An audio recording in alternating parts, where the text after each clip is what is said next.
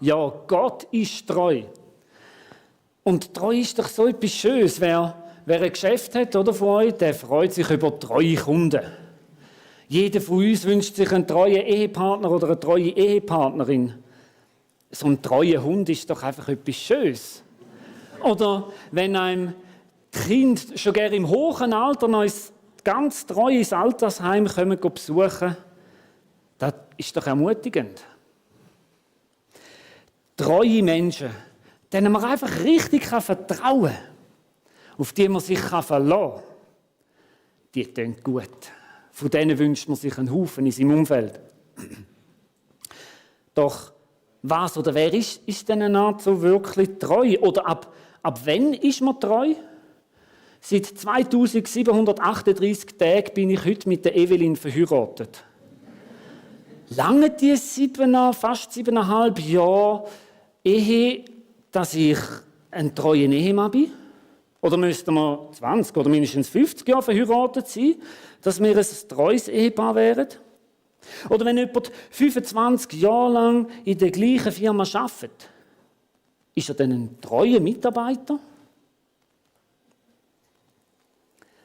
Oder wenn man mindestens 3 von 4 Sündigen im Monat im Gottesdienst teilnimmt, ist man dann ein treuer Gottesdienstbesucher? Ich glaube, Treue kann man oder zeigt sich über einen längeren Zeitraum als bestätigt. Doch wir merken schon, oder? Nur weil ein Ehepaar viele Jahre miteinander verheiratet ist, heisst das noch lange nicht, dass sie sich immer treu sind. Treue ist eine innere Haltung, die sich nicht nur in vielen Dienstjahren zeigt. Treue ist eine Tugend, die sich in der Verlässlichkeit zeigt. Wer treu ist hingebungsvoll, er ist beständig, unveränderlich, verlässlich und er tut das, was er gesagt hat und haltet das, was er versprochen hat. Und genau so ist Gott. Gott ist treu. Und das schon immer. Wir wollen uns das heute Morgen ein bisschen vor Augen führen und wollen darum einen Blick auf die grosse Geschichte, wo Gott mit uns Menschen geschrieben hat, werfen. Gott hat den Menschen als ein Gegenüber geschaffen, als jemand, der noch Beziehung haben mit ihm. Er hat ihn sich ähnlich gemacht und hat von Anfang an wollen mit dem Mensch Gemeinschaft haben, mit ihm zusammen sein.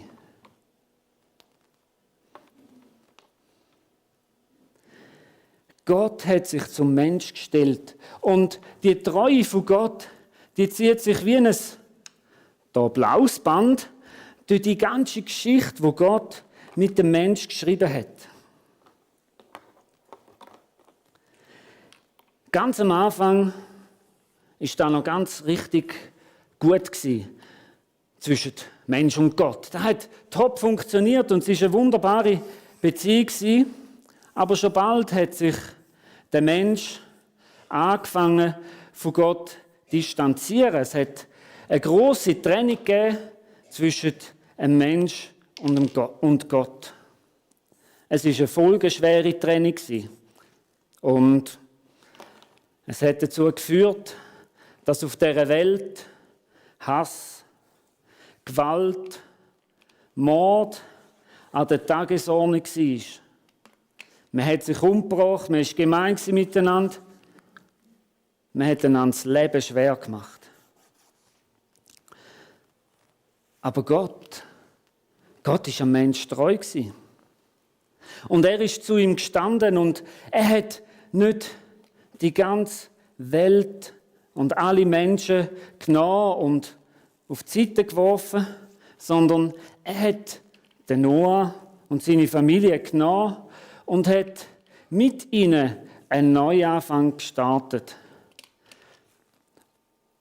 Und er hat am Noah versprochen, nie mehr werde ich die Welt so zerstören, wie ich das gemacht habe mit dieser Flut.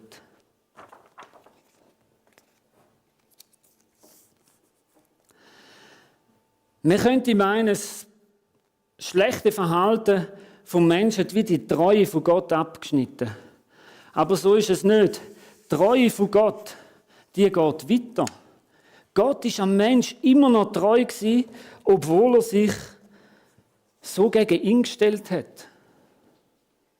Und es ist der Wunsch von Gott, am Mensch zu zeigen, wie Gott ist, wie Gott den Mensch liebt. Und darum hat Gott sich einen Mann ausgesucht.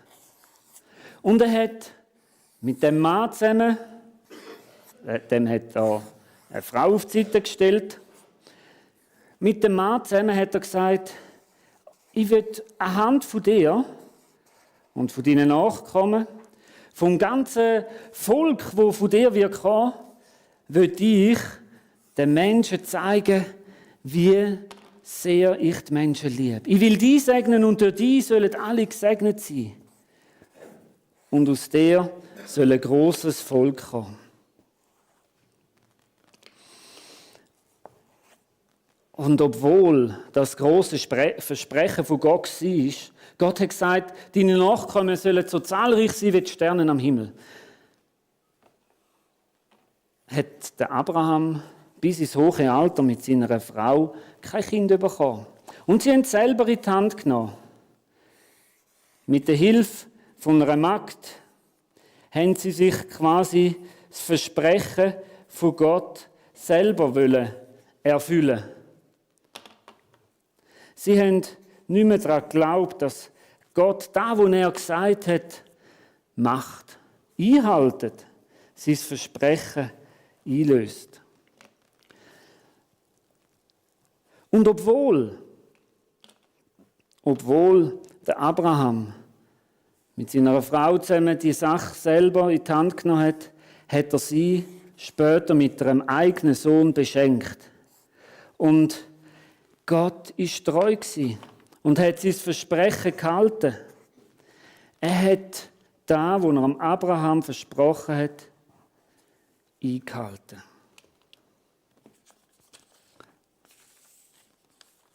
Er hat gesagt, ich werde dich irgendwann in ein verheißenes Land, in ein gutes Land schicken und werde dir dort alles geben, was du brauchst. Für den Abraham hat es sich nicht immer so angefühlt, wie wenn Gott seine Versprechen halten würde. Oft hat es so ausgesehen,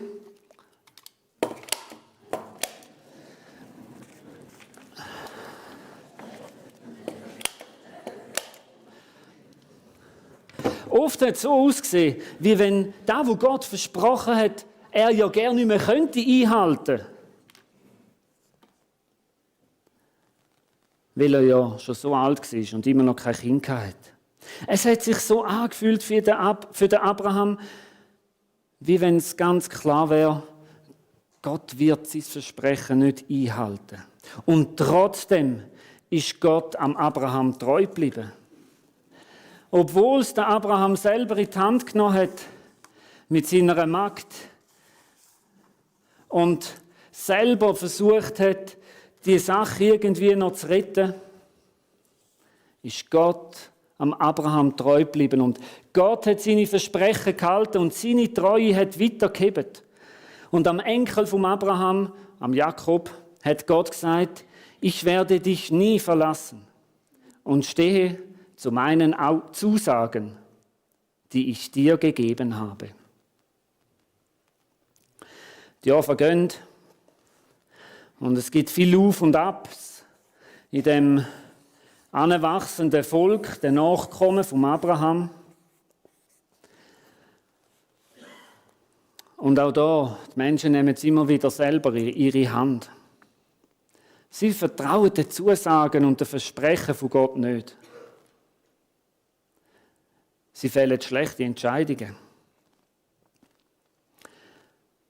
Doch Gott ist seinen Versprechen treu geblieben. Und er hat sein Volk gehört, wenn sie gerufen haben aus der Not, wo sie sich selber drin manövriert haben. Und so hat Gott seinem Volk den Mose geschickt. Ein Mann, wo das Volk soll aus der Gefangenschaft, aus der Sklaverei, wo sie drin gelebt haben, in Ägypten, raus befreien. Doch ganzes abenteuerliches Unternehmen.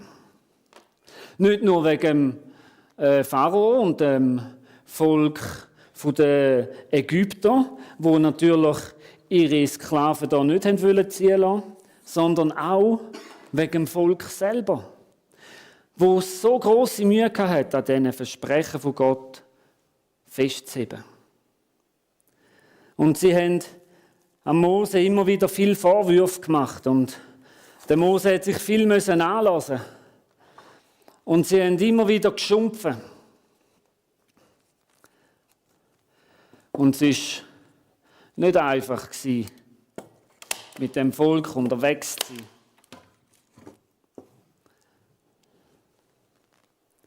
Und der Mose hatte grosse Kämpfe, aber Gott hat dem Mose gesagt, ich will mit dir sein.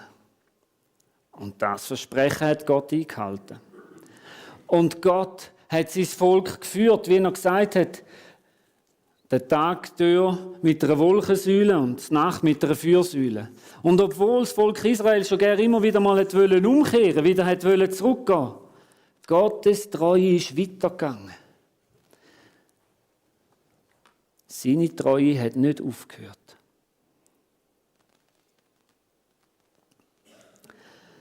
Das Volk ist dann später irgendwann in das verheißene Land gekommen. Ein Haufen Geschichten gäbe es da noch zu erzählen. Aber sie haben angefangen, Götzen aufzustellen und denen zu dienen. Es ist schon gerne zu einer grossen Spaltung gekommen im Volk. Das Land hat sich getrennt, in Norden und in Süden. Und sie haben immer wieder unter massivem Druck von Ländern und Reich um sie herum gelitten. Aber nicht nur das, sondern auch sie untereinander haben einander schlecht zu tun. Die Reichen, sie haben die Armen unterdrückt und ausgenommen. Weise sind drunter gekommen. Auch derjenigen, die sonst irgendwie schlecht im Leben dran sind, müssen leiden unter ihren Leuten aus dem gleichen Volk. Und Gott, er hat immer wieder Menschen geschickt, Propheten, die gekommen sind und den Menschen gesagt haben, was Gott ihnen will sagen. Die Propheten haben die Menschen immer wieder auf das aufmerksam gemacht, was sie falsch gemacht haben. Hat ihnen immer wieder gesagt, dass sie umkehren sollen. Dass sie sich wieder Gott zuwenden und ihm vertrauen. Ein von diesen Propheten war der Jesaja. Er hat dem Volk auch ganz viel von ihrem Fehlverhalten vorwerfen. Doch er hat dem Volk Israel, am Volk, wo Gott auserwählt hat und am Abraham versprochen hat, er hat sie auch ermutigen. Und er hat ihnen die Treue von Gott aufzeigen.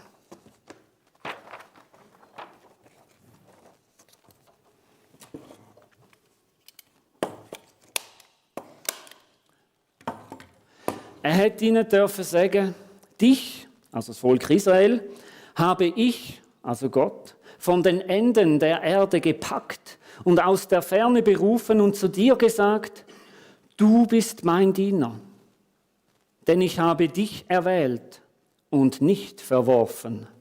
Fürchte dich nicht, denn ich bin bei dir. Sieh dich nicht ängstlich nach Hilfe um, denn ich bin dein Gott. Meine Entscheidung für dich steht fest. Ich helfe dir.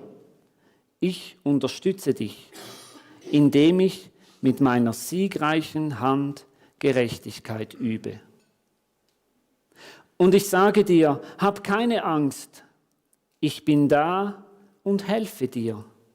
Du armer Wurm Jakob, du trauriger Haufen Israel, fürchte dich nicht, ich helfe dir.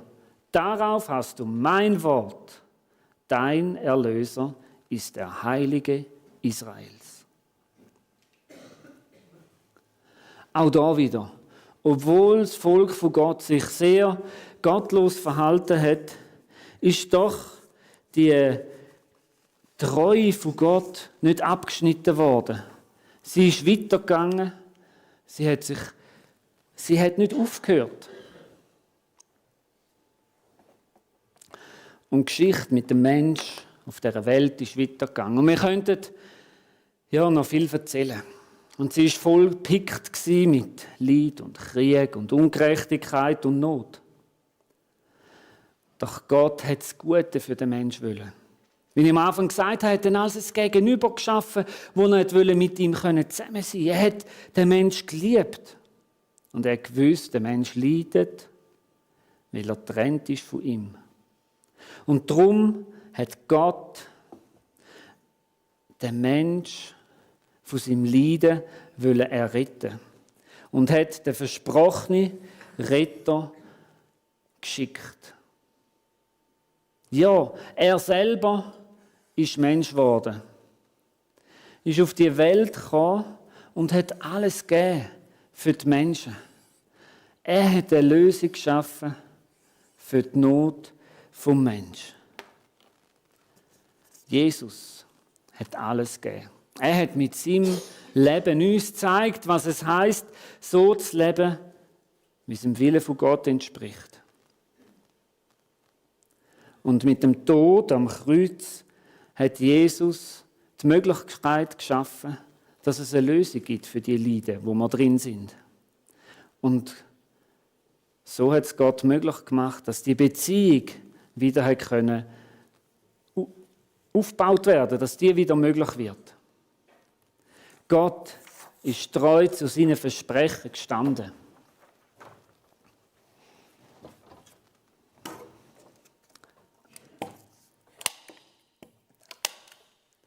Er hat den Retter versprochen und der Retter ist gekommen und hat alles gut gemacht und hat uns errettet. Und so geht die Treue von Gott durch die ganze Menschheitsgeschichte durch, zieht sich da vom Anfang bis am Schluss durch, wie ein Band. Und wir könnten eben noch einen Haufen mehr sagen. Was ich spannend finde, ist der Paulus. Er sagt noch, dass eben das Kommen von Jesus ein Beweis ist dafür, dass Gott treu ist. Er sagt, denkt daran, dass Christus als ein Diener zu den Juden kam, um damit die Zusagen Gottes wahrzumachen. Das beweist, dass Gott treu zu den Versprechen steht, die er ihren Vorfahren gegeben hat. Das Kommen von Jesus auf die Welt ist also nochmal ein Beweis für Gottes Treue. Ja, Gott ist treu. Und wie ich gesagt habe, wir könnten noch einen Haufen Geschichten erzählen. Das Brett dürfte noch viel länger sein. Wir würden heute nicht mehr fertig werden. Ein Haufen Geschichten, die Gottes Treue aufzeigen. Er ist der das tut, was er verspricht. Und das Band von der Treue von Gott hat aber nicht vor einer langen Zeit aufgehört. Es ist nicht so, dass die Treue von Gott etwas ist, wo wir von weitem anhand von einer lang vergangenen Zeit an einem uns fremden Volk sich zeigt. Sondern die Treue von Gott, die gilt bis heute. Sie geht weiter.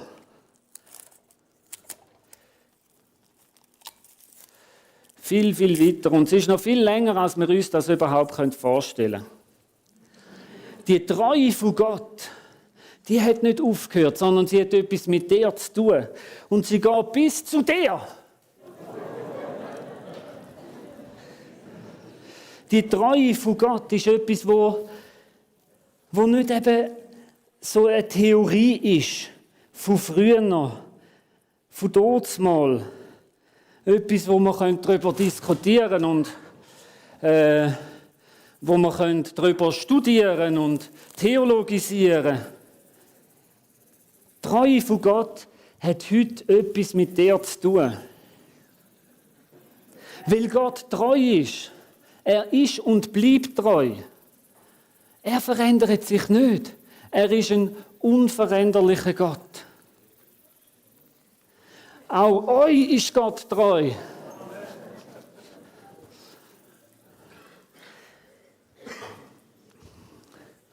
Und wenn das bisschen, was ich da euch aufgezeigt habe, wenn das stimmt, dann lohnt es sich doch, dem Gott zu vertrauen, oder? Wenn es nur ein bisschen wahr ist, was ich euch erzählt habe, dann lohnt es sich doch, an dem Gott festzuheben, an dem Gott festzuheben und an dem, was er versprochen hat.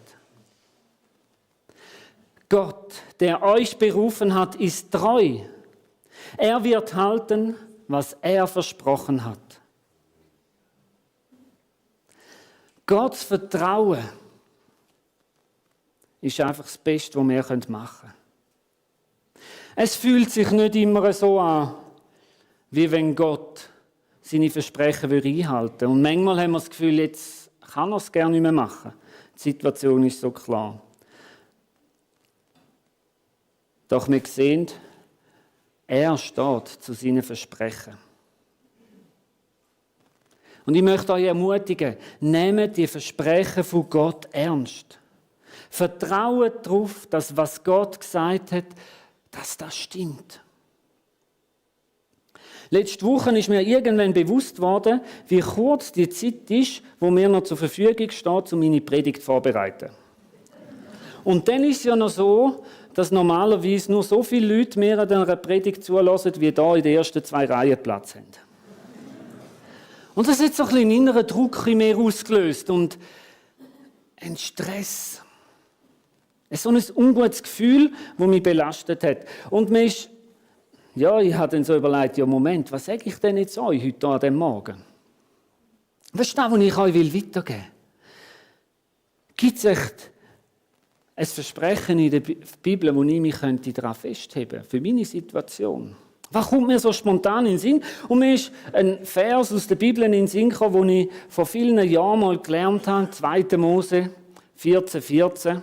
Der Herr selbst wird für dich kämpfen, bleib ganz ruhig. Und ich habe Gott gesagt, ich will an dem festheben. Ich weiß, es ist nicht die Situation, wo Gott das gesagt hat, aber trotzdem glaube ich, dass Gott mir will die Ruhe schenken und dass Gott mir wollte helfen. Es war sein Kampf heute Morgen und nicht mein. Und ich bin so ruhig geworden. Und heute Morgen hat mir die Ruhe schon bald ein bisschen Angst gemacht. Ich habe mich gefragt, wieso bin ich so ruhig? Ich habe einfach Gott vertraut. Ich habe gewusst, er wird es machen. Sein Wort zu vertrauen, das macht so was von Sinn. Nehmt es ernst, wenn er euch sagt, was er uns verspricht. Und die Bibel ist voll mit Verheißungen und Versprechen. Dort hinten vor dem Ausgang rechts hat es ein Tischchen und dort drauf 2 Körbchen, markiert mit ein bisschen blauem Band. Dort drinnen hat es Kärtchen mit Verheißungen und Versprechen von der Bibel drauf. Nehmt so eins mit. Vielleicht habt ihr auch schon Jahreslos. Dann nehmt es oder nehmt eins zusätzlich, ist mir gleich. Aber nehmt das Versprechen, eine Verheißung von Gott mit. Denkt darüber nach und verhaltet euch so, wie wenn da, wo da drauf steht, würde stimmen. Nehmt das Versprechen, wo Gott euch gibt, ernst. Und lebt es so. Weil der Gott von der Bibel, der alles geschaffen hat und alles gemacht hat, er ist treu. Die Band darf sehr gerne hochkommen. Ich möchte noch beten. Vater, ich danke dir für deine Treue, die so viel grösser und so viel länger ist, als wir es uns überhaupt vorstellen können. Für uns fühlt es sich nicht immer so an und wir sehen es nicht immer. Und trotzdem bist du treu. Danke für die Geschichten, die wir dürfen haben, die uns das immer wieder zeigen. Danke, hast du uns deine Treue immer wieder bewiesen. Schenk uns den Mut. Schenk uns die Kraft, an dem, was du gesagt hast, festzuheben.